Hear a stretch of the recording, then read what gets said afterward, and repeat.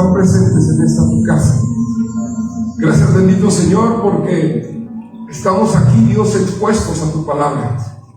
Por eso, Dios, en este momento que nos has dado la oportunidad de dirigirte nuestra alabanza, de expresarte, Señor, nuestro amor a través del canto, también tú sabes, Señor, que necesitamos de ti, necesitamos de tu alimento.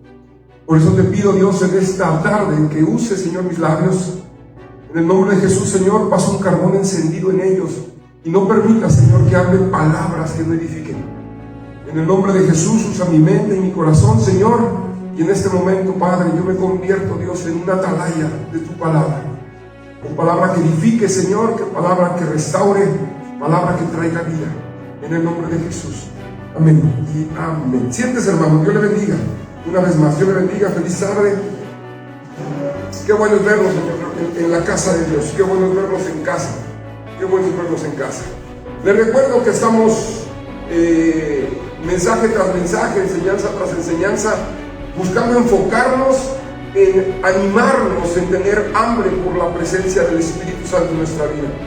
Recordando que la presencia del Espíritu Santo en nosotros es vital, pero de una manera no solamente que tiene que ver con la conciencia de que sé que está conmigo y que vive en mí, sino que realmente el Espíritu Santo es Dios que me va a ayudar a vivir una vida de fe práctica, una vida de fe en libertad, que me va a llevar a vivir en una esfera de lo sobrenatural y a poder llegar a ser esa persona que Dios quiere que yo sea. El día de hoy yo tengo por meta hablarles del poder Pentecostés, del poder del Espíritu Santo. Seguramente estarán de acuerdo conmigo que si algo le hace falta a este mundo, ya no es más violencia, ya no es más maldad, sino que lo que le hace falta es una poderosa manifestación del Espíritu Santo. ¿Está de acuerdo conmigo? ¿Alguien está de acuerdo conmigo? Cuando le digo que el mundo necesita una manifestación poderosa del Espíritu Santo, le estoy hablando de que Él es el que viene y convence al pecador de su pecado, que el que trae con lazos de amor a aquellos que se fueron y que vivieron un tiempo en la presencia de Dios y que por diferentes situaciones se han alejado de la vida de fe y peor aún se han alejado de Jesucristo. Cuando le digo que este mundo ya no necesita más maldad, ya no necesita más rencor, ya no necesita más divisiones, sino que necesita el poder del Espíritu Santo, necesita un avivamiento este mundo donde Dios tome control de todo. Pero ¿sabe una cosa? Antes de esto, antes de que el poder pentecostal pueda llegar al mundo entero, el poder pentecostal, el poder del Espíritu Santo tiene que llegar al pueblo de Dios. ¿Hay alguien que sea pueblo de Dios aquí? Amén. Hace rato entonábamos y le decíamos al Espíritu Santo, anhelo conocerte, Espíritu Santo. Y esto pareciese ser un simple canto, pero es mucha verdad en la vida de muchos cristianos en todo el mundo. Van a las congregaciones, tratan de trabajar para la obra de Dios, pero en realidad no conocen a la persona del Espíritu Santo ni su obra. Y cuando nosotros no tenemos presente quién es el Espíritu Santo y cómo puede trabajar en nosotros y lo que es capaz de que nosotros hagamos por el poder del Espíritu Santo, vivimos simplemente una religiosidad, donde las circunstancias de repente se vuelven difíciles, donde viene y nos asesta un golpe el demonio, y en lugar de mantenernos firmes en la presencia de Dios, creyendo en su palabra, se nos derriba y pareciese que el Espíritu Santo, que es poder, no vive en nosotros. ¿Y todo por qué? Porque no hemos entendido quién somos en Dios, quién somos en el Espíritu Santo. Insisto, para que la manifestación del Espíritu Santo llegue al mundo, primero tiene que llegar a los hijos de Dios. Le voy a invitar que lea junto conmigo en el libro de los Hechos, capítulo 2, versículos del 1 al 4, que dice de la siguiente manera: cuando llegó el día de Pentecostés, ¿de qué día, hermanos? Estaban todos unánimes juntos, y de repente vino del cielo un estruendo como de un viento recio que soplaba, el cual llenó toda la casa donde estaban sentados. Y se les aparecieron lenguas repartidas como de fuego, asentándose sobre cada uno de ellos, y fueron todos llenos del Espíritu Santo, y comenzaron a hablar en otras lenguas, según el Espíritu les daba que hablasen. Para que nosotros podamos vivir en el poder pentecostal, necesitamos cumplir diferentes, permítame decirlo así, debemos cumplir con diferentes, ¿cómo se lo digo? Una palabra, perdón, se me fue la palabra exacta, no me quiero equivocar. Para que podamos vivir en esa manifestación poderosa del Espíritu Santo, es necesario cumplir ciertas condiciones. Yo le voy a hablar hoy de 3 específicamente, de las cuales yo espero, si usted trae en qué anotar, le insisto, tráigase en qué anotar, hermano. A veces llega el lunes o el martes y usted ya no recuerda de lo que se predicó, y créame que estos mensajes, no porque yo los traiga, son sacados del mismo corazón de Dios. Si nosotros no repasamos lo que escuchamos el domingo, esto simplemente entra como un conocimiento y se va como cualquier palabra. Por eso yo le insto en el nombre de Cristo, traiga con qué anotar cada uno de los puntos que se enseñan, cada enseñanza y cada predicación. Lo primero que debemos de poner nosotros mucha atención es obedecer a Dios. Diga conmigo, tengo que obedecer. Mire, si algo debemos de reconocer es que la mayoría de los hijos de Dios, si no es que casi todos, de alguna manera todavía no somos esos hijos de Dios que Dios quiere que seamos. ¿Está de acuerdo conmigo? Por lo menos yo sé que todavía no soy esa persona que Dios planeó desde la eternidad. Todavía me falta mucho. Y yo estoy seguro que usted también ha de pensarlo igual. Pero ¿sabe cuál es el problema? ¿Sabe por qué no estamos muchas veces dando esos pasos a ser esas personas que Dios quiere? Simple y sencillamente porque Dios ha obrado en nuestra vida de una manera inesperada, de formas que nosotros no esperábamos venir, de manera que muchas veces no nos agrada, y en lugar de obedecer lo que Dios nos está diciendo que hagamos, terminamos haciendo nuestra voluntad. O en pocas palabras, Dios nos ha dado una orden y en lugar de obedecerlo, seguimos haciendo las cosas a nuestra manera. Miren, por ejemplo, yo no sé a cuántos les ha pasado, a mí me ha pasado más de una vez. Yo de repente he hecho planes, he planificado, ver cómo vamos a poder llegar, etcétera, etcétera. Pero llegado a cierto momento, en ese caminar hacia lograr esos planes, de repente llega Dios con su palabra, su poder y su autoridad y me dice, ¿sabes qué, Antonio? Vas a tener que girar 90 grados y en lugar de ir hacia donde pensabas que era lo correcto, vas a ir a donde yo diga que tienes que ir. ¿Alguien le ha pasado eso? Y de repente uno piensa humanamente y dice, pero si yo ya planifiqué todo, yo ya tengo listo todo, ya puse los medios, los recursos, yo tengo que llegar allá, ¿por qué Dios me dices que yo cambie? Y en lugar de obedecer y dar ese giro de 90 grados, decidimos seguir de frente creyendo que nosotros sabemos más que Dios. Dios muchas veces nos ha dicho, yo te voy a decir cómo resolver los problemas. Y tienes que perdonar. No, a mí no me hables de perdón, Dios.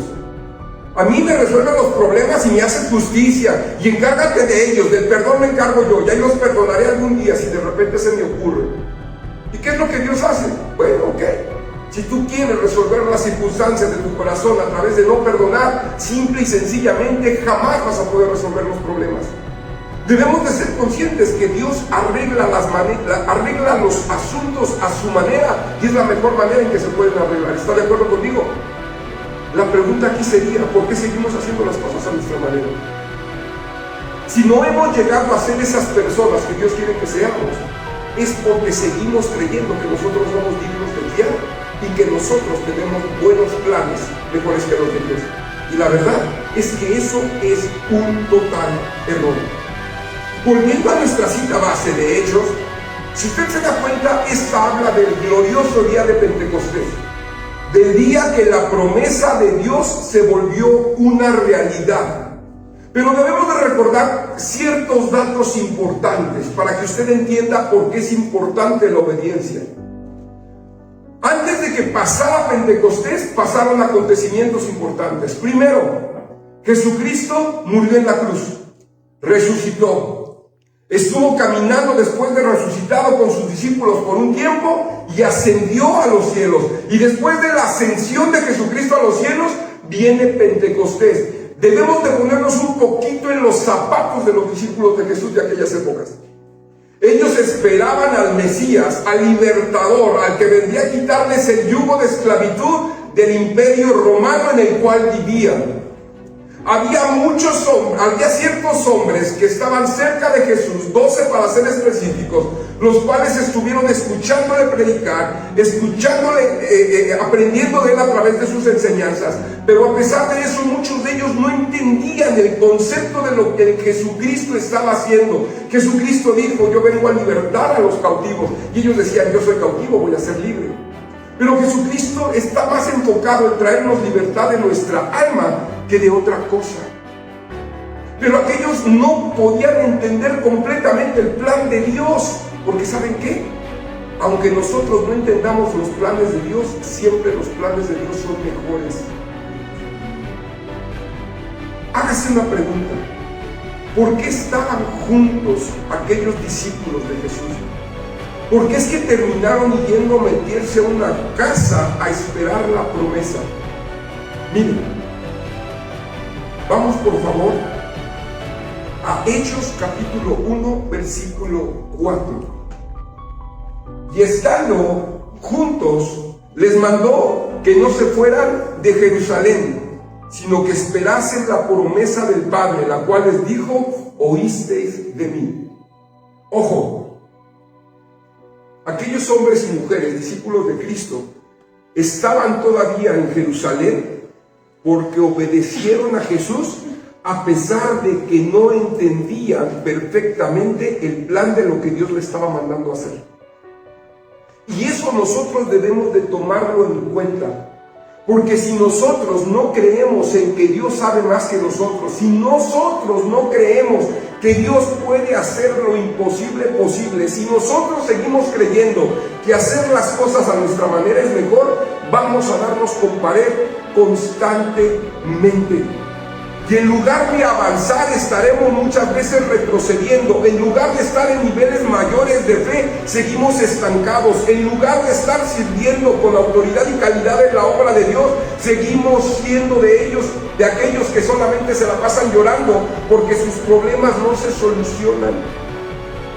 Dios requiere de nosotros no perfección. Ojo, hermanos, Dios no quiere gente perfecta, porque en principio no hay gente perfecta. Cuando tú le quieres servir a Dios, Dios de ti no demanda que tengas grandes talentos. No requiere que seas una persona súper, hiper, mega inteligente. No requiere que tengas un buen carácter. No requiere que tengas dinero. Lo único que requiere es que tú creas en Él y tengas fe. Y que cuando Él te mande a hacer algo, tú lo hagas sin dudarlo. Dios no solamente prueba nuestra fe, también prueba nuestra obediencia. Y cada que nosotros decidimos desobedecer, Él se da cuenta que no estamos listos para poder vivir esa vida plena que Él nos ha comprado en la cruz del Calvario. Es cierto que vivimos en la época de la gracia, en la cual nosotros alcanzamos libertad, pero debemos de entender que cuando nosotros seguimos siendo desobedientes a lo que Dios nos dice, nosotros de alguna manera seguimos atados a la desobediencia. Va a haber muchas veces en tu vida que Dios pruebe tu obediencia.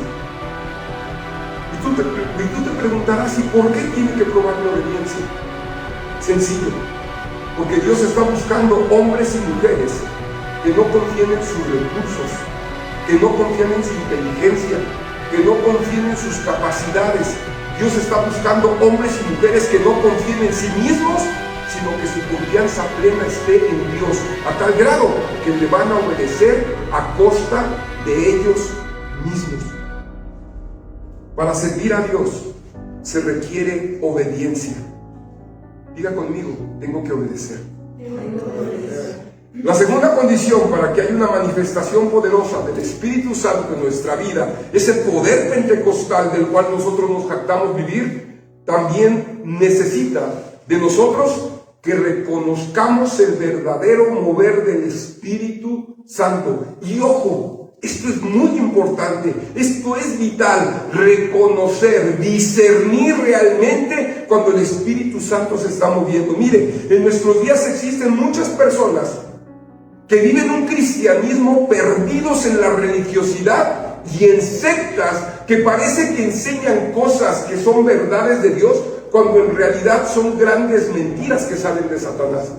Y ese es un gran problema, porque hay mucha gente que va de un lado al otro buscando algo que le pueda hacer sentir bien en lugar de buscar la verdad de Dios y el mover genuino del Espíritu Santo.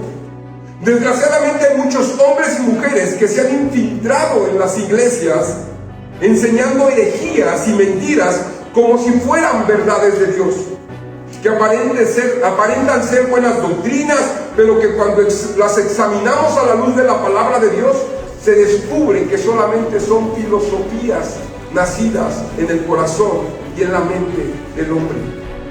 No por nada Marcos 13:22 enseña, léalo conmigo, está ahí en la pantalla, y dice: porque se levantarán falsos cristos y falsos profetas, y harán señales y prodigios para engañar, si fuese posible, aún a los escogidos. Hay una verdad de la cual no podemos negar, hermanos. Hay gente que se ha infiltrado en la iglesia cristiana y que está engañando a muchas personas, haciéndoles creer a través de manifestaciones que no vienen de Dios, que Dios se está moviendo en medio de sus enseñanzas. Y si nosotros no aprendemos a discernir si eso no es el mover del Espíritu Santo, nosotros podemos caer engañados y en lugar de acercarnos a Dios, nos estaremos alejando de Él. No podemos nosotros vivir en una poderosa manifestación del Espíritu Santo si no podemos discernir lo que el Espíritu Santo hace. Volvamos por un momento a nuestro texto base. Vamos a leer una vez más Hechos capítulo 2 versículos 2 al 3, que dice: y de repente vino del cielo un estruendo como de un viento recio que soplaba, el cual llenó toda la casa donde estaban sentados, y se les aparecieron lenguas repartidas como de fuego, asentándose sobre cada uno de ellos. Si usted se da cuenta, si usted es analítico al momento de leer, usted puede encontrar que allí hay una manifestación del Espíritu Santo, hay una señal inequívoca de que el Espíritu Santo se estaba manifestando. ¿Cuál es? Hubo lenguas como de fuego que se posaron en la cabeza de los discípulos de Jesús. Aquí tenemos que hacernos una pregunta importante. ¿Está usted convencido que en nuestros días hay señales tangibles del Espíritu Santo en la iglesia? Algunos me van a decir que sí, otros lo van a dudar. Pero aquí no es el asunto de lo que yo crea que es correcto, sino que tengo que ir a la palabra y a la fuente de verdad para saber si las manifestaciones que se dan en la iglesia son genuinamente en el mover del Espíritu Santo o son solamente procederes de nuestra carne, de nuestra emoción y de una manera de tratar de manipular a las personas y a las masas. Y tengo que hacer dos aclaraciones que se me hacen importantes en este punto. Cuando me estoy refiriendo a la iglesia, no estoy hablando de algunas congregaciones, no, estoy hablando del total de congregaciones de las iglesias en el mundo entero, del cuerpo de Cristo, de todo el cuerpo de Cristo. Y segunda cosa que quiero aclarar, con lo que le estoy enseñando hoy, no pretendo decir que solamente en esa congregación se enseña y se predica la verdad. Porque yo soy testigo y estoy seguro que hay miles de pastores y de maestros alrededor del mundo que practican la palabra, la enseñan, la viven y la predican a donde quiera que vayan. Lo que estoy tratando de explicar y a donde quiero poner tu atención es que lamentablemente al paso del tiempo la iglesia se ha visto infiltrada por hombres y mujeres que buscan beneficios propios. Créanmelo, hermano, hay hombres y mujeres que dicen predicar la palabra de Dios, pero que no quieren honrar a Dios ni a su palabra, sino honrarse a sí mismos, sacar beneficio de las congregaciones y poder vivir una vida conforme lo que ellos consideran que es justo. Y no podemos negar esta verdad. Sin duda hay millones de hombres y mujeres alrededor del mundo, insisto, que enseñan y predican fielmente la palabra de Dios, pero no podemos negar este mal. No lo podemos negar que mire lo que enseña 2 de Corintios capítulo 11 versículos 13 al 15. Porque estos son falsos apóstoles obreros, ¿sí, hermano? Fraudulentos. O sea, es gente que trabaja en la obra de Dios, pero son un fraude, porque lo que enseña no es palabra de Dios. Y luego dice que se disfrazan como ¿qué? Como apóstoles de Cristo. Y no es maravilla, porque el mismo Satanás se disfraza como ángel de luz. Así que no es extraño si también sus ministros se disfrazan como ministros de justicia, cuyo fin será conforme a sus obras. Hermanos, debemos de ser muy cuidadosos. No todo lo que brilla es oro. No todo el que dice predicar la palabra de Dios la predica en verdad. Como podemos darnos cuenta a través de los versículos que acabamos de leer, el apóstol Pablo, inspirado por el Espíritu Santo, nos hace una advertencia: no creas todo lo que te dicen. Muchas veces yo les he dicho a cada uno de ustedes, en persona o desde el púlpito, que no te quedes solamente con lo que yo te enseño, sino que vayas a tu casa y lo disciernas. Si realmente lo que aquí se te enseña y se te predica va conforme al mensaje de la palabra de Dios. Por eso es bueno venir y anotar. Por eso es bueno que usted recapacite lo que aquí se le enseñó y que vaya usted a su casa y discierna. Porque ¿cómo sabe si realmente le estoy enseñando y predicando la verdad? Pues conociendo la verdad, desarrollando ese discernimiento espiritual que lo va a hacer vivir en una vida que lo lleve de triunfo en triunfo y de victoria en victoria. Hermanos, debemos desarrollar nuestro discernimiento, porque no todo el que dice vengo en el nombre de Jesús realmente viene así. Sino simplemente lo recuerdo las palabras de Jesús cuando dice: algunos vendrán a mí y me dirán, en tu nombre echamos fuera demonios. Y lo que Jesús le responderá es: apártate de mí, porque yo no te conozco. Obediencia y discernimiento. Y la tercera condición que debemos cumplir para poder vivir una poderosa manifestación pentecostal en nuestra vida es aprender a vivir moviéndonos, trabajando y sirviéndole a Dios en el poder del Espíritu Santo. Leamos otra vez Hechos 2, versículo 4. Y fueron todos llenos del Espíritu Santo. ¿De quién fueron llenos, hermanos? Del Espíritu Santo. Y comenzaron a hablar en otras lenguas según el Espíritu les daba que hablasen. ¿Qué fue lo que pasó en ese momento después de que los discípulos de Jesús fueron llenos del poder del Espíritu Santo? ¿Qué pasó, hermanos? Dice ahí que les dio el don de hablar otras lenguas. En pocas palabras, aquellos hombres recibieron una capacidad que no tenían, recibieron un don que no tenían. ¿Cuál fue ese don? Hablar en otras lenguas. Y ojo, no habla de lenguas angelicales, habla de idiomas. En aquel momento se estaba celebrando la fiesta de Pentecostés y todo judío, sin importar dónde viviera en el mundo, va hacia aquel lugar, a esa importante reunión, y lógicamente que había gente que hablaba un idioma, otro hablaba otro idioma, otro hablaba otro idioma. Cuando Dios da un don es con un propósito, lo enseñaba la pastora del pueblo.